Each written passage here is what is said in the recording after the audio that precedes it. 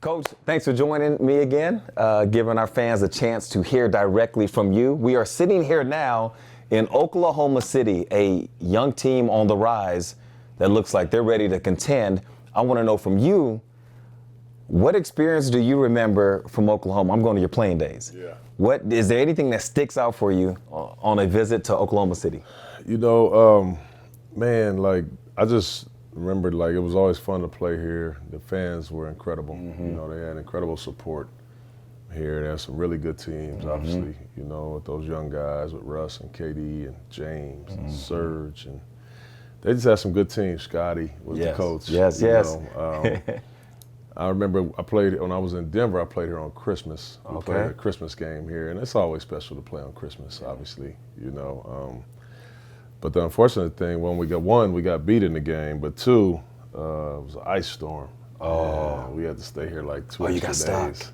So we got stuck here. You had to stay an extra 2 days after the game? Extra 2 days, bro. After the game, and we stayed in a hotel that's not this hotel. That's supposed to be a haunted hotel. Yeah. Oh, the museum? Nope, the Skirvin. Oh, yes, that's right. Yeah, that's right, I remember that one, yes. So, I didn't have any encounters. Okay, so you weren't scared or nothing? Nah, it was cool, but it was, so that was my biggest memory playing here. Oh, man, so y'all lost that game? We did. Was it close, though? Yeah, it was close. It was a good game. Yeah. It was a good game. Okay, I'd imagine that. Here we are halfway through the season now. So as you go back to training camp and you look at where your team is right now, what are some of the things that you are most pleased with? Yeah, man, it's been up and down, but from a development standpoint, I think I've been mostly happy with how we've competed. We've been, man, I don't know how many times I've had the same starting lineup, with our main guys. Probably can count on one hand, or maybe 6 or 7. But that's just how it goes. That's just kind of how it goes. But from a standpoint of what we want to try to build and who we're trying to be, I think that we've made some progress there. I think some of our young guys are getting better, and that's always a roller coaster. Sometimes they'll look like they turned the corner. Sometimes it's like, dang, what happened? We've seen a lot of that, So it's been tough. I mean, we bring DeAndre here, and he hasn't played very much, due to injury, and that's kind of set us back a little bit, because he's, he can be a real force for us. He will be. So just a lot of stuff like that. I mean, you lose your best player in the first game of the season, and it's just been tough to kind of really get going. But I'm excited for the second half, and hopefully we can just, start to build some chemistry. I know you never make excuses, and you have been without your full complement of players. It's one thing to go into a game and know already a guy's going to be out. I can't count how many times I feel like we've gone into a game, as the broadcasters, we walked into the arena, and a guy's questionable, or maybe doubtful, or probable, but it's not a sure thing. And we'll talk to you beforehand in the pregame press conference, and you're still waiting to see. How difficult is that for a coach an hour and a half or so before game time? You don't know if a starter might be available. What does that do? Does that change certain play calls you're going to make that night? Does it change matchups? From my vantage point, it seems difficult to deal with, but what is that like? Yeah, it is difficult. I mean, it changes a lot. And there's been several times this year where not an hour and a half. Even less, yes. Right down to the last, you're right. But it does, it changes the rotation. It changes, plays that you run. You've been prepping all day, with some of your out of timeout plays or late game stuff and who you'll have in. You've been prepping all day. And to get there and now have to scramble, tear that up, and redo it, with different players. It's difficult. And it's kind of been, it's been like that this year. We've been up and down, but it's all a part of it, and I don't make excuses. I know, but I just want to know, and I would imagine there's certain fans that want to know, what is that like? You go to a game as a coach. I mean, we haven't 99% of the people that you'll deal with, they haven't coached in the NBA. Yeah. More than 99%. So our closest understanding of it might be coaching Little League hoops or YMCA basketball or something like that. If you had the opportunity to do that, this is a whole different beast. And so I've just always wondered that for you because you never said anything about it. And there's times like I'll walk out of a pregame press conference and I'll be talking to Kevin Calabro thinking like, who's he gonna slot in?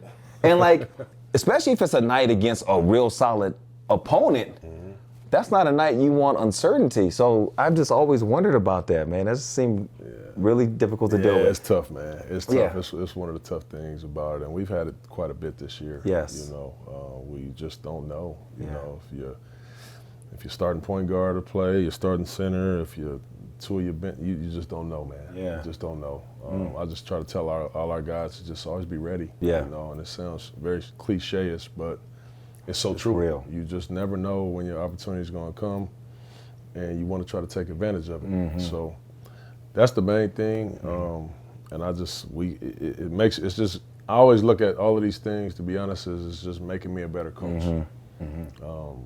You know, you got to worry about things that you didn't think you had to worry about, and then you have to deal with them in the hit, you know, while it's actually going on. It's no different than, you know, being in the game, a guy goes down, or, you know, with a concussion or a twisted ankle. It's like, dang, you got to change make up. the You got to adjustment. change quick. Yeah. You know, so it's just making me a better coach, man. Yeah. Okay, two of my favorite plays from this season have come on possessions when you guys did not score the basketball. And the reason it's been two of my favorites is because of the design that went into the play. One of them I had a chance to touch base with you on shortly after it happened. The other just happened a couple games ago. So the first one, the game at Sacramento, down 3 late in the game. I think there's about 12 or 13 or so seconds on the clock. However, you don't have that much time because you know that Sacramento might foul you guys while up 3. Yeah. So you design a play where, I believe it's Skylar Mays is, Jeremy sets a screen for Skylar because Jeremy starts under the basket, sets the screen for Skylar. Skylar then goes out to the perimeter, has to turn around and set a screen for JG, in which, on that specific play, you told Skylar, because you're anticipating a switch, be ready to screen your own man, not Jeremy's. And you guys got a great look out of it, and Jeremy didn't score, but it was the right look. The other one was the other night in Brooklyn, when late in the game, there's 1.7 on the shot clock. You guys typically, there's a play, and we don't want to get the opponents too much of what you normally do, Coach. They know already. They already know. Okay.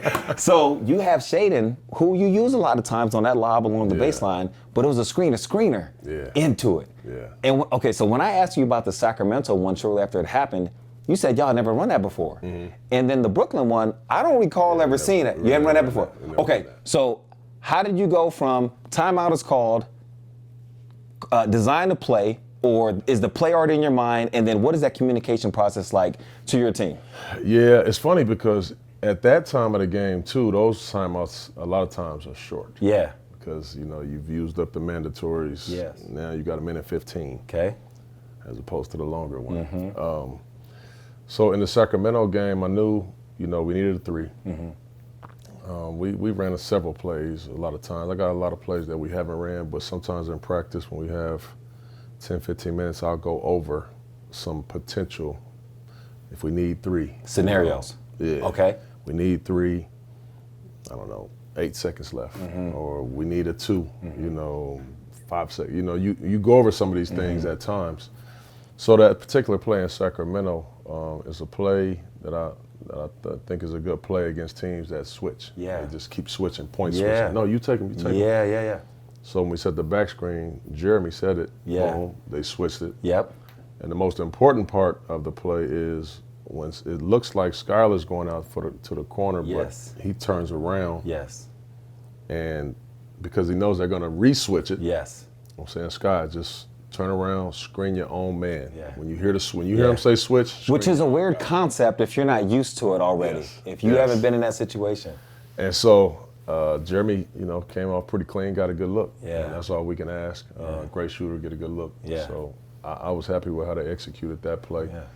And then in Brooklyn, and that's a tough one because, you know, It's 1 point, I don't know. 1.7. 7. So on the let's, clock. really quick, that is even tougher. That one to me, and the reason I want to revisit this is because it's always fascinating to me as I get a chance to call your guys' games. When you're in those situations, I'm always wondering, man, how are they going to get a shot off that they want here? Because in those situations, the defense is heavily favored. Yeah. With 1.7, they can force you into certain looks. Sure. It's on their side. And then how did Shaden get so open on that? I know. It was good. Did you expect him to get that open? I thought that Shea would either be open or both guys would go with Shea and Wap would be On there the flash. easy on the little flash yeah. pop. You know, Yeah. so it was a good play. I mean, we want to say, I said, Shea, you have to set a good screen on Jeremy's man, because obviously 1.7 they thinking it's just a quick. They ain't thinking Quick it's hitter. 2 actions Yes. on the play. Yes. Boom, set a good screen. If Jeremy's open, go ahead and get it to him. If not, Jeremy, if you don't get it, clear that area out. Yeah. Yes. Now, Which he did. Wap, you're gonna come down like on a little down screen for Shea, and Shea, you just gotta turn, just twirl it, turn the corner, and it might be open. I said, Malcolm, you gotta make a good pass. It might be open, but Malcolm, your read is, if you see Shea's guy trailing, and Wap's man trying to deny, it's gonna be open. Yeah. Wide open. But chances are they might both go with Shea. Yeah. Wap on the pop. You got 1 Yeah. point. You got plenty of time. Yeah. Nice little shot off the glass, easy. So it was a good. The play was nice. The catch, to me, as I watched that play over again, Shaden's catch was Incredible. because it wasn't the best pass. No, it wasn't. It was That here. catch He was here. was incredible, and then just a soft finish after the catch. Yeah. It was like, Yeah, that was man, impressive. it was so Shaden. Well, You know what that's I'm the way to saying? put it. It was incredible, but yeah, I appreciate that. That Yeah. was a nice play, though. Well, I wanted to talk about that because this is a transition year for your team. New team, guys been in and out of the lineup, young players all across the board. Your team has led the league throughout most of the league in terms of rookie minutes. So when I watch the games, I'm watching and looking to see what is stuff that can be repeatable, that you want to be repeatable, and with more continuity, as you guys continue to fine-tune things, what can work? And those two plays always stuck out to me because it'd be really easy to get caught up in, well, the basket didn't go in, so it was a failure. And I look at that and I was like, man, that's too cold. That's two plays that you got that in the back pocket, and other plays such. I can go down the list with other plays as well. And I'm looking at the team and I'm looking at both the plays and then also the personnel. So I think about a guy like Scoot, who we've talked about a lot. And I remember the first game of the season, we were in LA for the Clippers, and somebody asked you, also being a former number 3 pick, what were your conversations like with Scoot before the game? And I remember you saying something to the effect of, I didn't say a whole lot to him. I talked to him. I prepared him. He's got the same scouting report as everybody else, but I know how much he's getting tugged right now. I know family and friends and it's like, and as we've seen Scoot here recently, we've been seeing more of the Scoot that we all knew he would eventually develop into. Still a work in progress, still going, but currently right now, the only rookie that has registered at least a double-double in points and assists, and he's done it 4 times. None of the others have done it once. We've seen the flashes with the passes. His shooting has been better than it was to start the season. So what I want to know from you, from that game against the Clippers to now, what has the balance been like for you of when to coach Scoot, when to be vocal with him, and when to just kind of leave him alone, give him some space? Yeah, it's a field thing. It's a field thing because experience is the best teacher. I can prepare him and I can tell him what's coming as much as I want, but until you actually go through it, you don't know how to get through it. And I think he's done a really good job. He's handled, some tough situations very maturely. He's not. I'm almost certain that he's probably never struggled playing basketball in his life. Like he's had to struggle some. So what he did with that, I thought was great. And I thought when he got hurt, when he came back, he started coming off the bench, and I thought that's when his game really got so much better. And I just think that there's not a lot of pressure for you when you are coming off of that bench, you know, because the expectations have changed a little. You come in and try to make an impact on the game, and if you're not playing well, you know, the coach can just take you out, put the starter back in. If you are, boom, you ride out. So I just felt like that was big for him this year, you know, and then boom, he goes back in the lineup and, you know, started playing really well. Ant was out. Now you bring him back, and you know you're trying to get the chemistry back again, like one of those situations where now you start bringing guys back, and everybody's like, "Dang, all right, so what should I do now? Yeah, what's my role now? Yeah, you know." So, but that's what this year is kind of. That's what this season has been. That's what it's about. Is just trying to let these guys grow up a little bit, but. You know, I use different touch points. I watch film with them sometime, you know, over the last 3 or 4 games. And say, all right, let me put all these clips together. Let's start talking about it. And then for a week or so, I let them go. You know, I let them be with Pooh or Coach Scotty. Okay. You know, Scotty's been great with him. I mean, for him having Coach Russell when he came in the league, and you know, kind of similar, you know, personalities and mentalities, if you will, games too. So I've been putting Scotty on him. So it's been working out good. I think his progression and his ascension is coming along. Your rookie bigs, Dwap Reith and the Ibu Baji. Fans are loving those guys for different reasons. Both of them play hard. With Dwap, it's the shooting, the playmaking after people run him off the line. With Ibu, it's the jumping all over the place, blocking shots, the dunks. Also, though, Ibu Baji, he's at a different point in his career and development than Dwap. I was talking to Ike Smart recently about this because Ike shared in some of the same things early in his career, where he says sometimes he feels like Baji is maybe hiding at times, like a drive is coming to him. He's hiding behind a defense rather than flashing to an open spot, because sometimes he doesn't want to make a mistake. He cares so much about his teammates, he doesn't want to make an offensive mistake. And defensively, though, he's as aggressive as anybody else there is. Whereas with Dwap, he seemed like he ready to go right now. What has that been like, coaching those two bigs who are at different points in their careers? What does that look like for you? Yeah, they are. I mean, obviously, Wap, you know, he has a level of experience already. You know, he's an NBA rookie. He's not a rookie. He's played pro. He's been over here. He's played over here. He went to LSU, you know, if you will. So he's been around. Obviously, he's a little older than most rookies. But that's just, the rookie is just NBA for him. You're he correct. plays with a level of maturity that you love. Obviously, he presents something different for us with the way that he can shoot the ball. But he's also really good in the paint, though, is what people don't give him credit for. Like, when teams switch against him, a smaller guy, he can back to the basket, score. And he'll go to he want it. He'll go down there and want it. Yes, and he'll post up big. He'll call for it. He's good in the pocket. You know, when they double Ant and put 2 to the ball, he's good in the pocket. He's going to make the next read, secondary play. So it's been a treat. It's been a real treat. Has that surprised you about him? It did. It did.